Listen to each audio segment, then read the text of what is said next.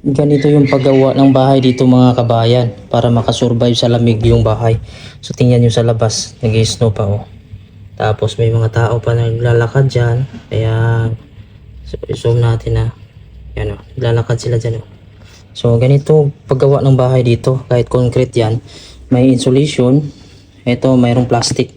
Pangharang ito mga kabayan sa lamig, hangin at saka yung tubig. Yan yung nagsisilbing waterproofing nila. So simento yan.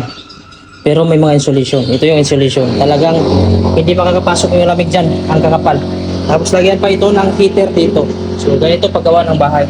So yan yung mga bahay dyan. Oh. Yan. Diba? Kakaiba yung pagkagawa ng bahay dito sa Greenland. So ito na yung mga naglalakad. Oh. Yan natin magjowa ata to. Yan. Yan. Pasko na. Malamig yung Pasko. Sana all may jowa. Yan. Ingat po kayo, ingat.